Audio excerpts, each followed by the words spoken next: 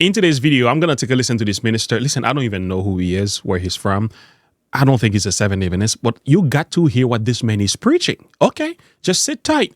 Listen, when we Seventh-day Adventists expose the system of the papacy, not just a single man, the entire system as Antichrist. Oh, we get called name. Oh, we hate, or we don't love, or we don't understand the love of Jesus. What was the name of this guy who was on Insert Adventism? He said that we are motivated by a deep hatred of Catholicism. Protestantism, this is largely uneducated people on what were then the frontiers. And so what they have is a working knowledge of the Bible, and in many cases, a deep hatred of the Roman Catholic Church, or what they imagine the Roman Catholic Church to be. Whatever that was, we've already addressed that in a video, but here is a statement for you to work with. The Pope is not simply the representative of Jesus Christ. On the contrary, he is Jesus Christ himself under the veil of the flesh. Okay, we can go on and on. The Thessalonian exposes that this system will be seating the son of perdition who opposed and exalted himself above all that is called God or that is worship, so that he as God sitteth on the temple of God, showing himself that he is God. So we have a man exalting themselves in a position of God, and that man wants to be worshipped. The papacy says this: we also define the Holy Apostolic See and the Roman Pontiff hold the whole primacy over the whole world. Sounds like Revelation 13, right? The whole world wonders after the beast. He went on to say, and the Roman Pontiff is the successor of the blessed Peter and prince of the apostles, and he is the true vicar of Christ, the head of all church, of the whole church, and the father and teacher of all Christians, and that to him was committed in the blessed Peter the full power of tending, ruling, and governing the whole church, and is contained also in the acts of ecumenical council in the sacred canons. Did you hear? So why wouldn't you expose a system that speaks like this? Why wouldn't you tell the world about the Christ who died for our sins, the one who came and lived and paid on the cross of Calvary a ransom to redeem us from the bondage of sin? Why would you not expose this system so that you can exalt the true Christ? Antichrist must be exposed. Because of this system, the Bible tells us many are in Babylon, mentally, spiritually. But when we say stuff like this, people call this all kind of crazy names. But guess what, friends? We have a work to do. Friends, listen, as Seventh-day Adventists, we have a work to do to tell the truth about the system of the papacy. If we don't do it lovingly, faithfully, consistently, even the rocks are going to cry out. Listen, this video today, listen to this man. This much I know, he's not a Seventh-day Adventist. You're not going to find too many Seventh-day Adventists looking like that on the pulpit. Now, you might find some churches where this is happening. For the vast majority of them who dress like this, they don't preach that kind of message. So the fact this man is preaching that message, I said, boy, Lord have mercy. I was trying to figure out, who is this guy? Because when I heard this message, I was like, who is this man? And by the way, there are a number of them in the evangelical world. Their eyes are open and they are exposing the men of sin. Oh, yes, friends, it's happening. Take a listen to this and I'll come back and share a final thought with you. The actual identity of this one world religion has been the object of debate since the first time that John wrote these words down and they began to be read in the churches. The early church fathers believed, or suspected at least, that it was one of the series of Roman emperors who brought persecution into their lives, particularly people like Nero or Diocletian. And that view has caused a whole generation of theologians to basically believe the book of Revelation is speaking of past history, the time of the Romans' persecution, and not future history, which I think is an unfortunate misinterpretation for a number of reasons I don't have time to go into today. But when we come to the time of the Reformers, people like Martin Luther, he definitely believed that the Pope was the beast. I mean, he calls him that in no uncertain terms, identifies him with that which is bringing corruption. He felt that the Roman Church had become so corrupted that he considered it to be an entirely false religious system. especially because of the references that said things like she was dressed in purple and scarlet, glittering with gold, precious stones, pearls, and she held a golden cup in her hand. This is a picture, of course, the former Pope, Pope Benedict XVI, and I'm not saying that he is the Antichrist, but it's that comparison. He kind of has, all the necessary wardrobe that needs to go with being in that particular position. But again, I don't think that's a proof or a certainty. I just think it's interesting, particularly because it said she was drunk on the blood of the saints. Most, especially Roman Catholics, don't like to hear this, but it's simply a historical fact that more Bible-believing Christians have been killed by the Roman Church in their various persecutions against what they considered heresy than were ever destroyed by the Roman government. And that's just a sad fact with the Inquisition, and even the formation of the Jesuits was an organization or a group within Roman Catholicism to enforce Catholic doctrine around the world. And which is interesting, kind of ironic in a way, because we have the new Pope who is a Jesuit who is doing just the opposite. Still, there are other people who become candidates for being the beast. There's Islam, or there's the New Age theologies that are everywhere, or maybe even some kind of religious system that hasn't even been seen in the world yet. That happens to be my own personal opinion for reasons I hope will become clear as we go on. But one thing is very certain. There's a powerful international movement even today, kind of like that ancient siren call, that wants to create a universally accepted religious system that will end all religious and secular conflicts, promote world unity, and bring about universal peace. Now, to begin with, I want to show you a short YouTube portrayal of the very first video representation, first thing that Pope Francis, the current Pope, released after he became Pope.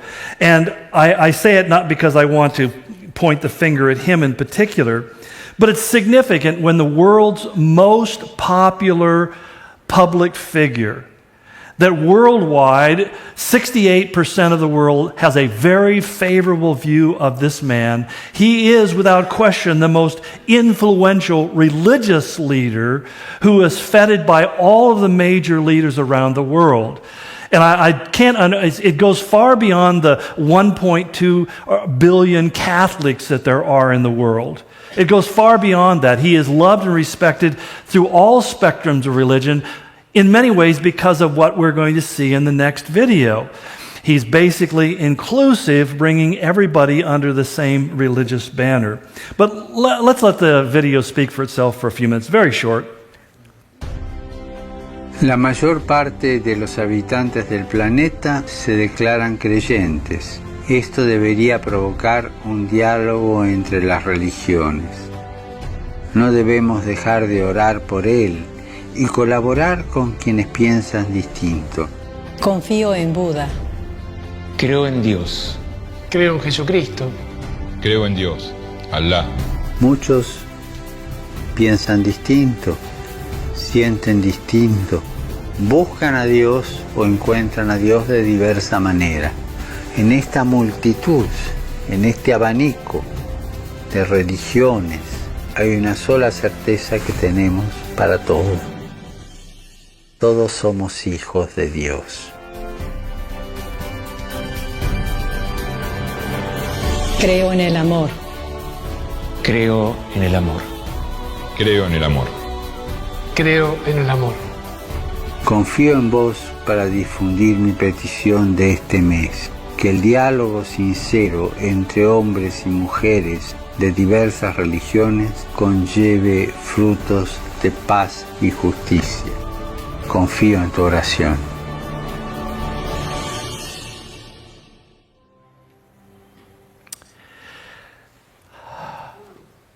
I never stop being shocked by that video. There are really two arguments that are fallacious arguments, but two arguments that are most often employed for the reason of forming one world religious system today. The first is that basically all religions are the same. In fact, Stephen Turner, in his famous poem Creed, kind of in a surreptitious way makes that point. He says, "We believe that all religions are basically the same. They only differ on matters of creation, sin, heaven, hell, God, and salvation. Otherwise, they're exactly alike." Now, even atheists see the problem with this because Sam Harris, who is well known, he has a book called The End of Faith, and he's one of the more famous atheistic writers in the world today. He said, "Many religious moderates have taken the apparent high road of pluralism." We'll explain more what that means. But the high road of pluralism, asserting the equal validity of all faiths. But then he adds, but in doing so, they neglect to notice the irredeemably sectarian truth claims of each. I mean, here's an atheist sitting back saying, how can you miss the fact that they have such broad grounds of disagreement that you can say that they would all come together? And yet, despite the obvious, we find that there is a non-logical approach to this and many other issues, because there's such a desperation in our world today to find harmony. And that's not a bad desire. Let's not mistake. We all want to live in a peaceful environment. We wish we could all get along. But the idea that that's going to happen by simply melding us together religiously seems completely out of reality. Yes, friends. You heard it right. He's exposing the papacy, called out the Jesuits, speaking against the one world religion, even highlighting from the Bible how the church is fulfilling some of the qualities of Revelation 17. I was like, my mind was blown. I'm like, what is going on? What is going on?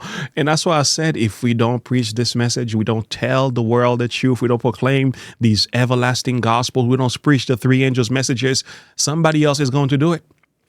Put away the fear and the cowardice. Open your mouth and speak the word of God in love and in truth and bring people to the cross of Christ. It has to be done. Antichrist must be exposed. We are told testimony to the ministers and gospel workers 117 in the very time in which we live. The Lord has called his people and has given them a message to bear. He has called them to expose the wickedness of the men of sin, who has made the Sunday law a distinctive power, who has thought that to change times and laws, and to oppose the people of God who stand firm to honor him by keeping the only true Sabbath, the Sabbath of creation, as holy unto the Lord. Let me give you one more. GC 606. Thus the third angel will proclaim, as the time comes forward to be given with greatest power, the Lord will work through humble instruments, leading the minds of those who consecrate themselves to his service. The laborers will be qualified rather by the unction of his spirit than by the training of literary institution. Men of faith and prayer will be constrained to go forth with holy zeal, declaring the words which God gives them. The sins of Babylon will be laid open. The fearful result of enforcing the observance of the church by civil authority, the inroads of spiritualism, the stealthy and but rapid progress of the papal power, all will be unmasked. Did you hear? All will be unmasked. In order for God to make this call in Revelation 18, verses 1 to 3, he speaks here, he cried mightily with a loud voice because of what? Great power given of the third angel's message. This is latter rain power.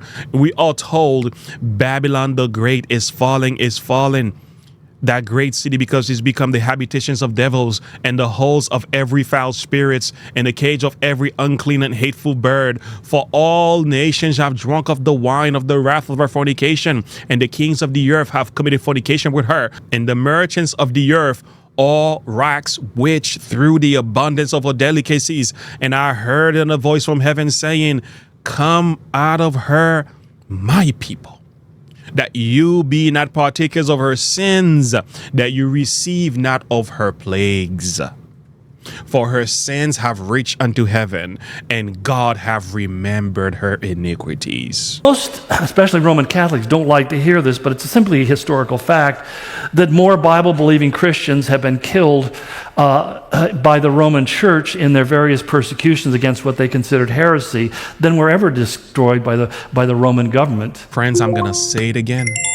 If we don't preach the message that God has given us to preach, even the rocks are going to cry out. God is going to take this message and hand it over to a people with the courage and the moral backbone and fortitude to proclaim it. May it be you, may it be me, but let all that we do be done with love.